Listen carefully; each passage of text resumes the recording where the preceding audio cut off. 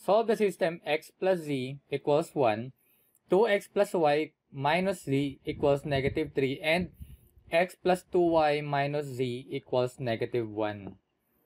Since yung y is missing from equation 1, wala tayong nakikitang y dyan, y is the variable now to be eliminated in equation 2 and equation 3. Say this is equation 1, 2, and 3. Hi everyone, this is Reshtig Usman and welcome back to my YouTube channel. For this tutorial video, we are going to discuss another topic for advanced algebra, the systems of linear equations in 3 variables. So, without further ado, let's begin.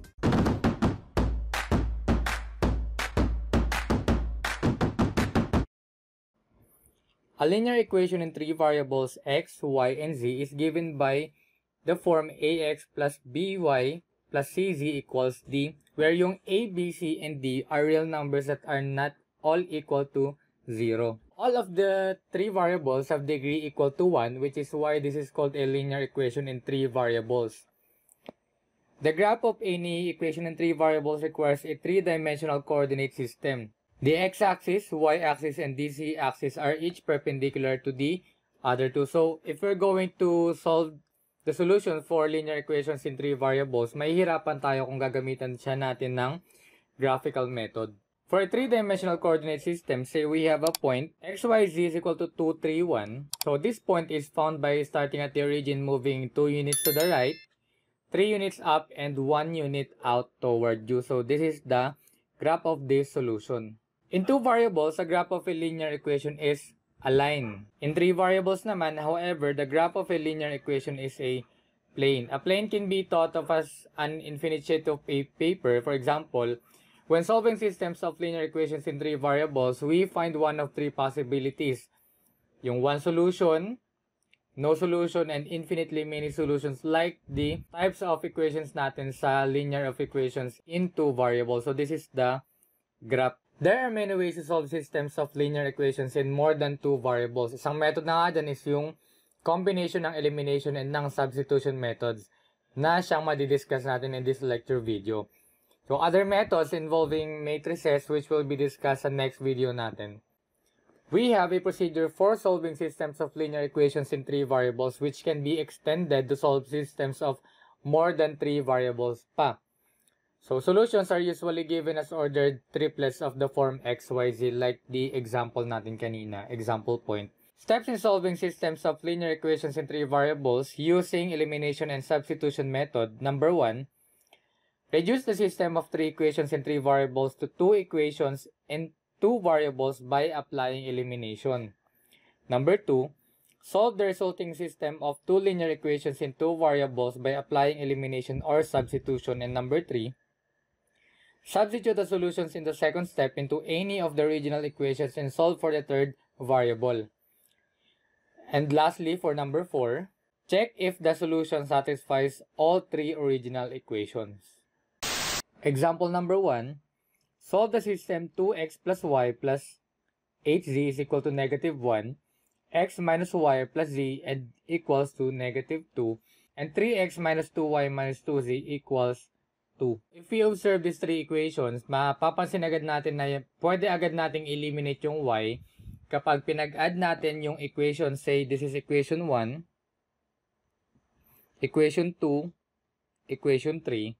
So, pag pinag-add natin yung equation 1 and equation 2, easily, ma-eliminate agad natin yung y kasi yung isang y from equation 1 is positive and from equation 2 is negative.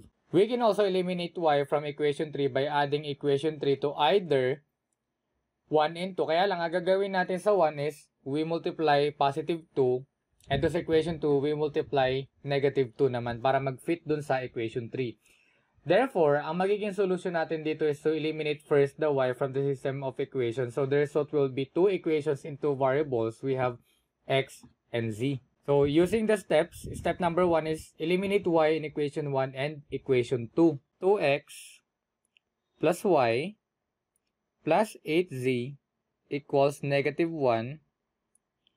X minus y plus z equals negative 2. So, pag-addin natin sila to eliminate y. And adding the equations 1 and 2, cancel na to. This is now negative 3. This is positive 9z. This is 3x. Wala na yung y. So this is now our equation 4. And next, we will eliminate yung y naman in equation 2 and equation 3. Kaya lang, before doing that, we have to multiply negative 2 sa equation 2. So equation 2 multiply to negative 2. Ang mangyari sa equation 2 ngayon is negative 2x plus 2y minus 2z equals 4. Itong 2 na to is minultiply natin dito sa equation 2. And after nyan, i-add na natin siya sa equation number 3. This is positive 3x minus 2y minus 2z equals 2. So again, the reason kung bakit i-multiply muna natin yung equation 2 by negative 2 is para makancel natin yung y. So pag pinag-add natin tong equation 2 na modified, yung minultiply natin ng 2 and itong equation 3, baka cancel na ito. Ang matitira is, this is x na lang and this is negative 4z. This is now our equation 5. And using these two equations, by step number 2, isa-solve natin yung system of linear equations in two variables.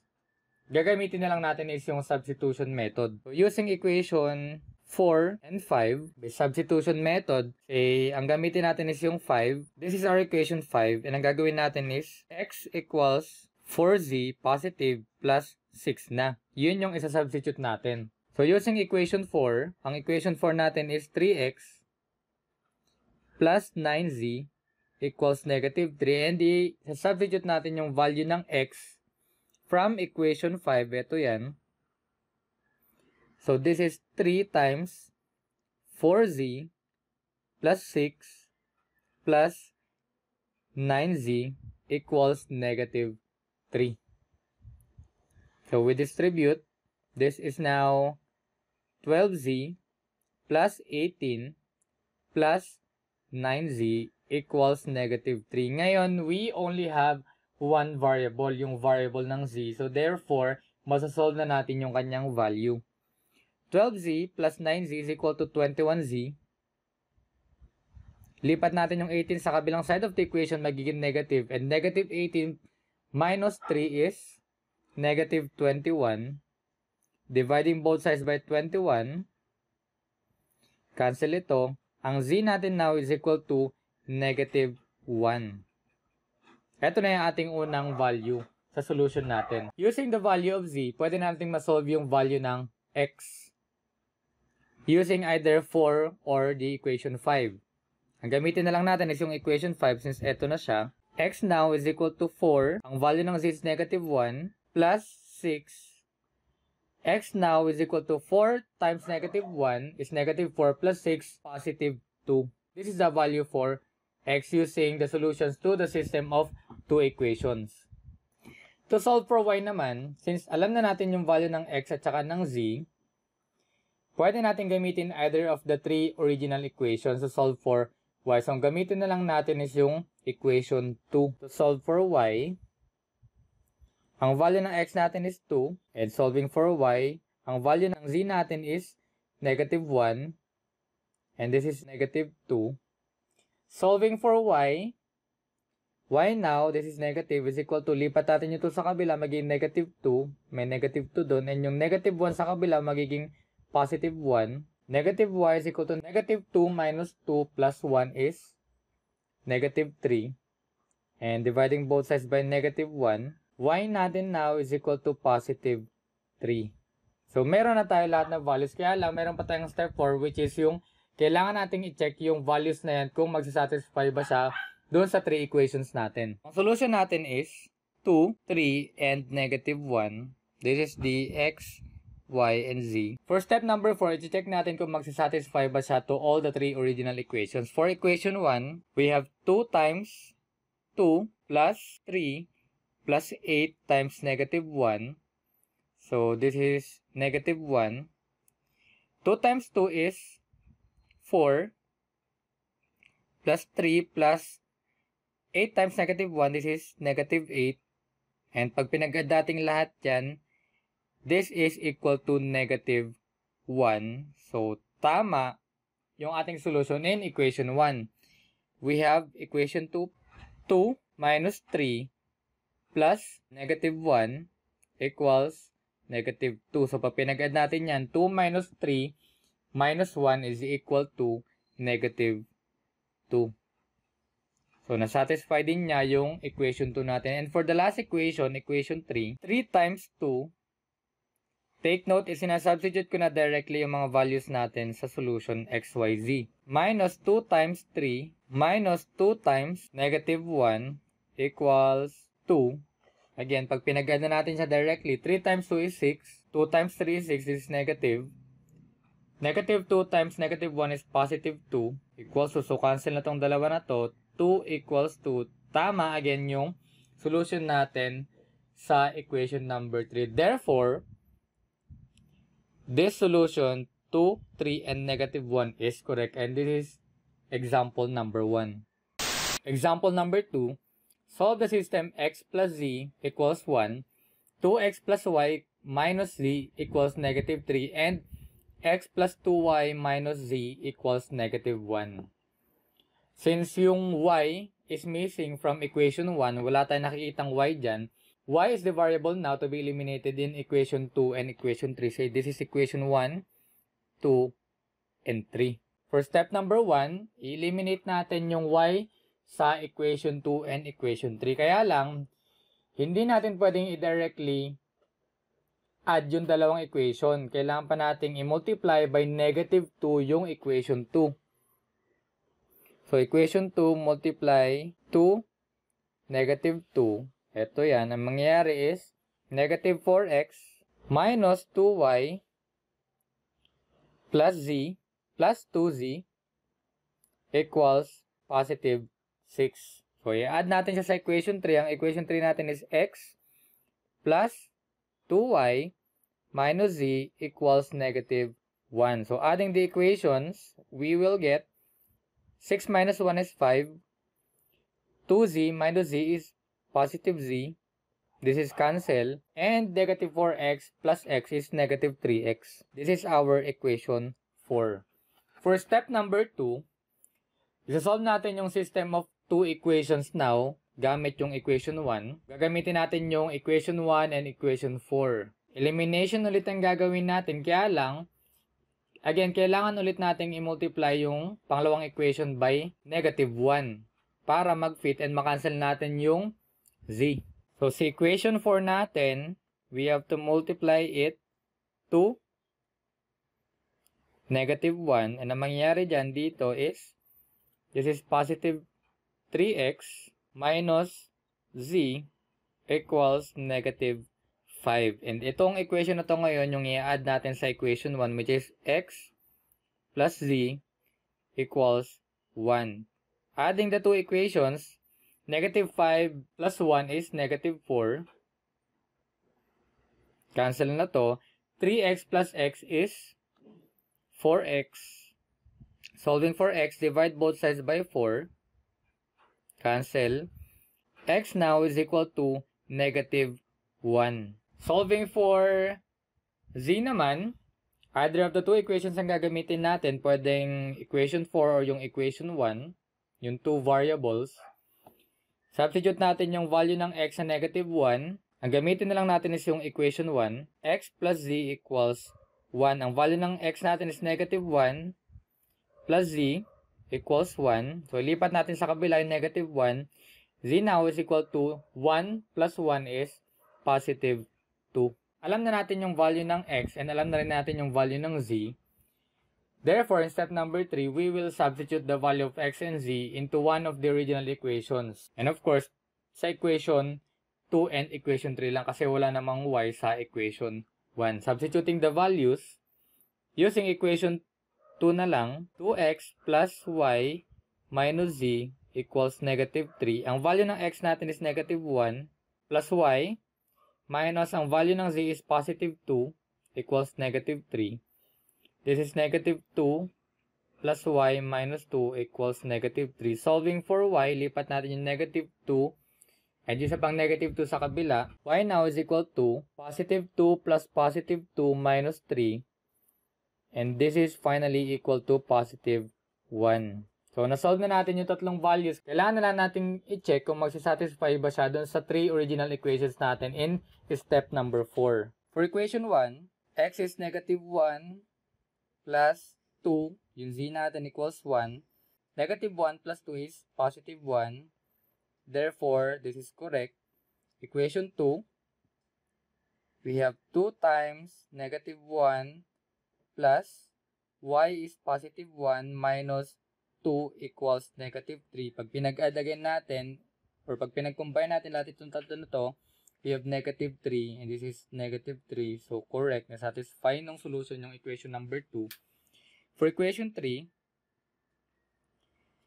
negative 1 plus 2 times positive 1 minus 2 equals negative 1. Combining lahat nung nasa left side of the equation na makukuha natin is negative 1. Therefore, again, this is correct. Ang solution natin is equal to x, y, and z. We have negative 1, positive 1, and positive 2. So, this is example number 2. Example number 3. Solve the system 2x plus y minus z equals 4, x plus y equals 2, and 3x plus 2y minus z equals 6. Sa equation 2 natin, since missing yung z is the variable to be eliminated from equation 1 and equation 3. So for step number 1, we have to eliminate z. And before eliminating, bago natin i-add yung equation 1 sa equation 3, we have to multiply equation 1 by negative 1 para mag-fit silang dalawa to cancel the z variable. Equation 1, equation 2, and equation 3, we have to multiply equation 1 by negative 1. So, mangyayari dito is, this is negative 2x minus y plus z equals 4. Pwede na natin siya ngayon i-add sa equation 3. 3x plus 2y minus z equals 6. 4 plus 6, and this is negative pala. Dahil minultiply natin siya sa negative 1. Negative 4 plus 6 is positive 2. Cancel na to. Negative y plus 2y is y. And negative 2x plus 3x is positive x. So this is equation 4. For step number 2, solve na natin yung system of 2 equations using equation 2 and yung equation 4. For example, ang ika-cancel na lang natin is yung variable na y. I-eliminate natin yung variable na y. Ang gagawin ulit natin is, we will multiply again the equation, say equation 2 na lang by negative 1 ulit. Equation 2 multiply to negative 1 para makancel natin yung y. Ang mangyari sa equation 2 is negative x na minus y equals negative 2. And i-add na natin siya sa equation 4 para makancel yung variable y. Ang equation 4 is x plus y equals positive 2. So, adding the two equations, 0 ito, na-cancel natin yung y. Kaya lang, 0 din ito. So, ibig sabihin, yung 0 equals to 0 is a true statement. There are infinitely many solutions. Yung original system has been reduced to a system of two identical linear equations. Therefore, the equations are dependent, sharing infinitely many solutions. The answer is infinitely many solutions. And this is example number 3. Example number 4. Solve the system x plus 2y minus z equals 3. 2x plus y plus 2z equals negative 1. And 2x minus 4y plus 2z equals positive 5. Step number 1, we will eliminate x. To eliminate x, gagamitin natin yung equation 1 at saka yung equation 2. Yes, equation 1, 2, and 3. So before adding the two equations, yung equation 1 and equation 2, we will multiply equation 1 by negative 2. So equation 1 multiply to negative 2 para mag-fit sila nung equation 2 para makancel yung variable x. Ang mangyayari sa equation 1 is negative 2x minus 4y plus 2z equals negative 6. Ito na yung ating modified equation 1. I-add na natin ngayon sa equation 2.